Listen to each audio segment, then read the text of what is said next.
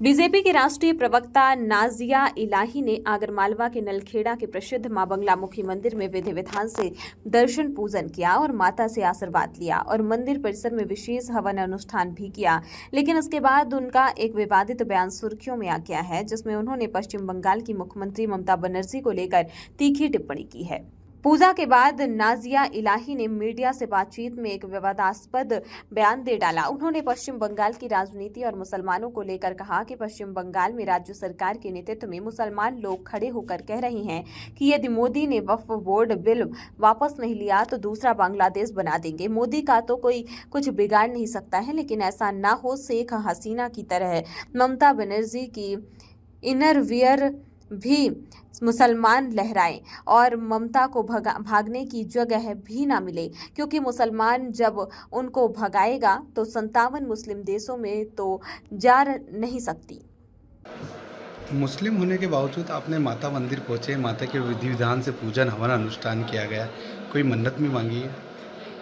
देखिए, शिव शक्ति ये तो हमारे पुराणों में है, हमारे ग्रंथों में है और संवैधानिक देश है और संविधान के पहले पन्ने पर जो चित्र भीमराव अंबेडकर जी ने दिया था वो भगवान राम का दिया था।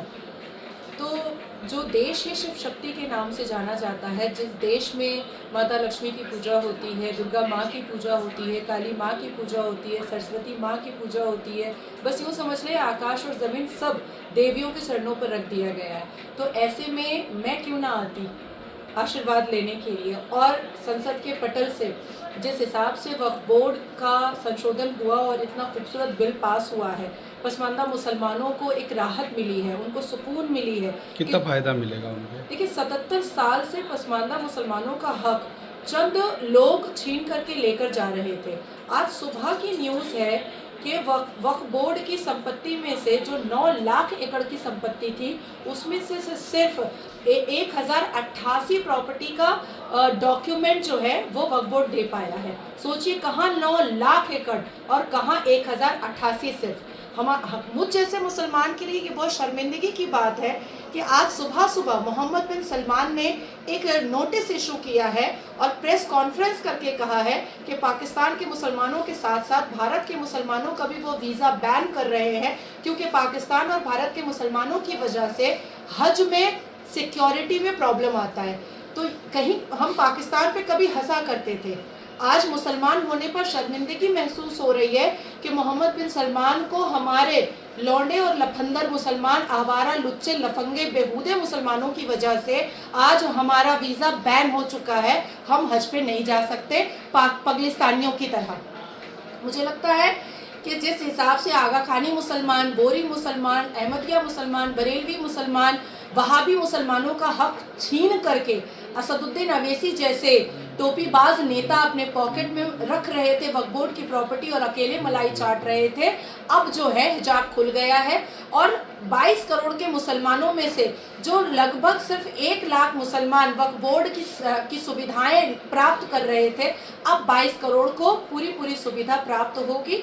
साथ ही साथ मैंने संकल्प लिया है यहाँ पर कि जैसे ही All India Muslim Personal Law Board का खात्मा होगा, मैं दोबारा फिर आऊंगी, यज्ञ करूंगी और उस वक्त मैं बड़ी यज्ञ करूंगी। नाजिया इलाही ने अपने बयान में यह भी कहा कि यदि मुस्लिम पर्सनल लॉ बोर्ड का खात्मा होता है तो वे एक बार फिर नलखेड़ा आकर विशाल यज्ञ करेंगे। उन्होंने CAA और NRC को लेकर भी तीखी राय रखी है और घुसपैठियों पर सख्त कार्रवाई की मांग की है। साथ साथ एक और मन्नत मांगी है मैंने कि जिस तरीके से CAA पर बहुत सारे हिंदू नागरिक को जो विदेश में अत्याचारित हो रहे थे, उनको यहाँ की नागरिकता मिली, वो सुकून से रह पा रहे हैं, उसी तरीके से 22 करोड़ के मुसलमानों में से कितने मुसलमान घुसपैठियाँ हैं, तुरंत उनका कॉलर पकड़ करके खींच करके देश से बाहर निकाला जाए। क्योंकि जिस तरीके से चिट्ठे मिट्ठे खुले हैं कि कहीं 9 लाख की एकड़ में से सिर्फ 1088 प्रॉपर्टी का डॉक्यूमेंट दिखाया गया है, कहीं ऐसा ना हो कि 22 करोड़ के मुसलमानों में सिर्फ 2 करोड़ मुसलमान ही भारत का हो और बाकी सब घुसपैठिया हो।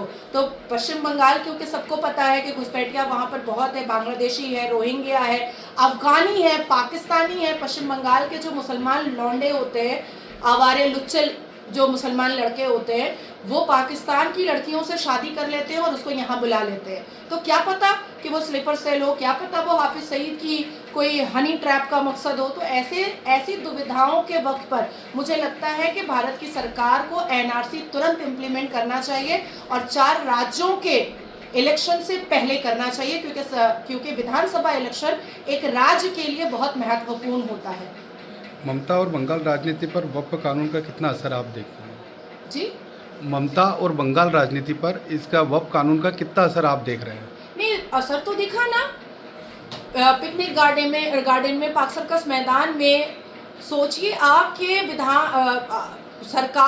राज्य सरकार के नेतृत्व में लोग मुसलमान खड़े होकर के कह रहे हैं कि अगर मोदी ने वक्फ बोर्ड बिल वापस नहीं लिया तो दूसरा बांग्लादेश बना देंगे।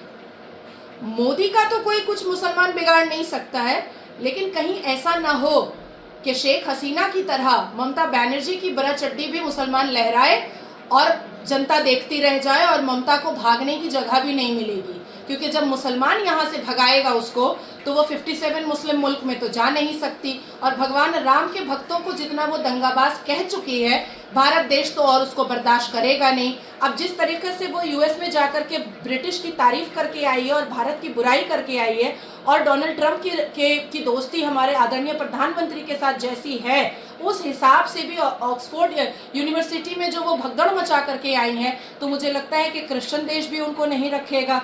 तो मुझे जहाँ तक मेरा मानना है कि या तो ममता बनर्जी 2.0 अरविंद केजरीवाल हो जाएंगी, और या तो फिर यहाँ कुआं यहाँ खाई बीच में लटकी ममता भाई, यही हो जाएगा। इसके अलावा तो कुछ होगा नहीं।